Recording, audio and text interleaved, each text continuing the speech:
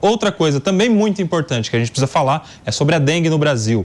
O Brasil tem 113 mortes confirmadas e mais de 650 mil casos prováveis de dengue em 7 semanas em 2024. O número de registros representa alta de 294% na comparação com o mesmo período de 2023, ano em que foi registrado o recorde de 1.094 óbitos pela doença no país. Para falar sobre esse assunto, o Morning Show recebe Renato Kfouri, que é médico infectologista e vice-presidente da Sociedade Brasileira de Imunizações. Dr. Kfouri, seja bem-vindo ao Morning Show para falar sobre essa doença que está chamando a atenção pelo alto número de mortes e infectados. Bom dia, bom dia a todos que nos acompanham. Prazer estar aqui com vocês.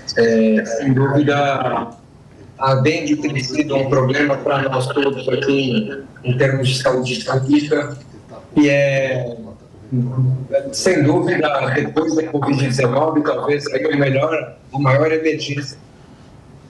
A gente está com um probleminha técnico com o Dr. Kfouri, a gente já restabelece com ele, mas por aqui é importante falar desses números, né, mano? Porque são já 113 mortes e com recordes sendo batidos na comparação com o ano passado. É muito triste, é impressionante como entra ano, sai ano e a doença como a dengue continua aterrorizando os brasileiros de uma forma que a gente só vai conseguir superar isso de fato quando resolver situações como a falta de saneamento básico, né? O que faz a gente ter muitos pontos de proliferação do mosquito é a necessidade de muitas famílias de armazenar água em volumes que...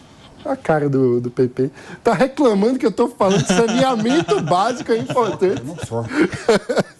Mas um elemento essencial é esse. Muitas famílias que não têm o abastecimento de água regular precisam manter estoques de água, né? Caixa d'água, e tudo isso acaba gerando uma dificuldade de proliferação do mosquito, que, enfim, é algo que nós, como sociedade, precisamos tentar vedar todas essas caixas e todos esses repositórios de água para evitar a proliferação do mosquito. Ô, Pepe, e a dengue ela tem uma peculiaridade, né? Que é essa transmissão pelo mosquito, o que faz com que seja um problema a ser resolvido a 4 mãos, vamos dizer assim. Tem o governo federal, com as políticas instituídas pelo Ministério da Saúde, tem os governos dos estados e do Distrito Federal, que também, por suas secretarias, têm esse dever de acompanhar de perto, capacitar profissionais, estruturar uma rede de saúde, de hospitais para a atenção, das prefeituras, em especial na prevenção, que tem aqueles serviços básicos de visitar a casa, ver se não tem ali algum ponto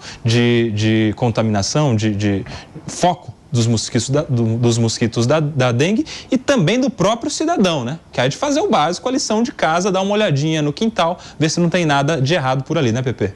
Não, com certeza. É um problema que envolve todos os entes federativos, a União Federal, os estados e os municípios. Na União Federal, por exemplo, tem que começar a ver as questões das vacinas. É bom lembrar que tem vacina para a dengue.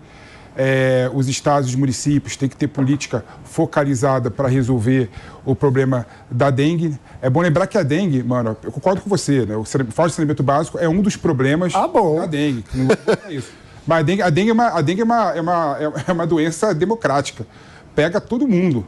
Doença democrática? Esse é o novo conceito, né? Pega do pobre ao rico, né? É bom lembrar, por exemplo, que nos jardins, por exemplo, naquelas casas vazias que estão abandonadas, por exemplo, chove, acumula água, lavra, o mosquito Aedes aegypti pega a lavra, contamina todo mundo. Ou seja, não só é uma questão relacionada com a falta de saneamento básico, mas é uma questão também com uma falta de educação. Então, política educacional que o governo federal venha fazer, o governo estadual venha fazer, o municipal venha fazer, é muito bem-vinda também. Porque por meio de uma atuação muito clara de todos nós, a gente consegue resolver esse problema de uma forma muito direta e muito eficiente também. Ô, Ana, a dengue é uma doença democrática, diz PP, pega todo mundo, pega o rico e pega o pobre. Mas o pobre tem mais dificuldade para alcançar um tratamento, né? O pobre tem mais dificuldade para alcançar o tratamento, ele tem menos informação para saber como ele consegue se prevenir.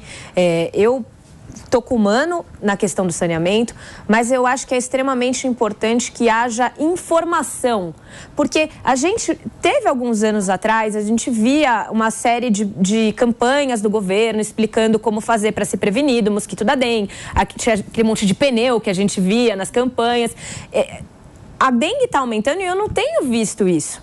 A gente precisa colocar para a população que tem mais dificuldade de acesso à informação, essa informação na cara dela. Porque, infelizmente, normalmente, quem tem menos acesso à informação, normalmente é quem também não tem condições de saneamento básico. Então, a gente precisa estancar isso. Muito bem, já conosco aqui novamente o Dr. Renato Kfouri, ele que é uma das maiores autoridades da infectologia, da medicina especializada neste caso, agora com a conexão restabelecida. Dr. Renato, por favor, nos atualize a respeito dessas mortes, desse tanto de gente infectada. Vamos lá, Kobayashi. Eu acho que a dengue é uma doença em franca expansão em todo o mundo. Hoje, Kobayashi, para você ter uma ideia, metade da população mundial vive em zona de risco para dengue. E aqui o Brasil tem sido, infelizmente, o campeão dos países em termos de registro de casos. Por ser um país tropical, por ser um país onde a gente não tinha tanta dengue, então a área de exposição é muito grande, o número de indivíduos suscetíveis é enorme, consequentemente aqui é um terreno fértil, onde a combinação de muitos mosquitos, os índices de infestação do mosquito é enorme, com muita gente doente, torna a progressão geométrica, exponencial. Quanto mais pessoas doentes e mais mosquitos, essa combinação, o mosquito vai encontrar facilmente alguém com dengue e vai transmitir para o outro. Isso faz com que a gente tenha assistido aí nos últimos anos um aumento, uma escalada do número de casos de dengue. E a dengue tem outra característica também importante, Kobayashi. Quando ela entra num local pela primeira vez, região sul do país, que nunca teve dengue, alguns outros estados, ela faz muitas primeiras infecções. Então, tem muita gente que se infecta pela primeira vez, muitos casos, e às vezes nem tantas mortes, nem tantas formas graves, já que os quadros graves de dengue se relacionam mais com a segunda infecção. E aí, no segundo momento, isso já nos prediz que as segundas temporadas, a terceira, a quarta, podem cursar com segundas infecções e, consequentemente, com maior gravidade. Então, essa dengue tem essa dinâmica que torna todas essas ações que foram comentadas, de informação, de vacina, de repelente, de outras estratégias para controlar o vetor, fundamentais para a gente diminuir toda essa carga da doença. Doutor Renato, eu quero saber agora para a nossa audiência qual é o alerta que a pessoa deve sentir quando tiver com algum sintoma. Quais são os sintomas de uma dengue para a pessoa procurar um atendimento, fazer ali o exame necessário para confirmar ou não? Antes da sua resposta, porém, são 11 horas e 37 minutos. Quem está na rádio vai para um breve intervalo. Por aqui, doutor Renato Kfouri. Bom, então, de novo, os sintomas iniciais da dengue é uma doença aguda, né? Ninguém está com dengue faz um mês que eu estou com uma dor de cabeça, ou 15 dias. Dengue é uma doença aguda. Você começa nos últimos dias a ter febre, é febril, uma dor de cabeça importante e uma dor no corpo. Esses são os sinais da dengue clássica. Mas alguém vai perguntar, Renato, eu estou com gripe, eu começo às vezes com dor de cabeça, febre. A diferença, Kobayashi, é que a dengue ela não tem sintomas respiratórios. Então, em geral, a pessoa tem a dengue, está com o quadro febril, mas não tem tosse, não tem febre, não tem nenhum outro sintoma que não seja nenhum sintoma respiratório. Então, é importante, para diferenciar das outras doenças, das outras infecções, que a dengue tenha essa característica, né? Febre, dor no corpo, mal-estar, sem sintomas respiratórios. E o que, sintomas de dengue que nos chamam mais atenção para as formas graves, são as chamadas dengue com sinal de alarme, é quando o indivíduo começa a ter vômitos, começa a ter sangramentos, começa a ter desmaios, começa a ter uma dor abdominal muito importante. Aí nós entendemos que a dengue está se agravando e é necessário outras medidas, por exemplo, como a hospitalização e a hidratação por soro. Então, dengue tem essas características de ser normalmente uma doença que dá para tratar em casa, com muito líquido, com repouso, mas os sinais de alarme são fundamentais para orientar a busca para o serviço de emergência e de internação. Doutor Kfouri, a Júlia Luci está aqui também e vai te fazer uma pergunta. Doutor, bom dia.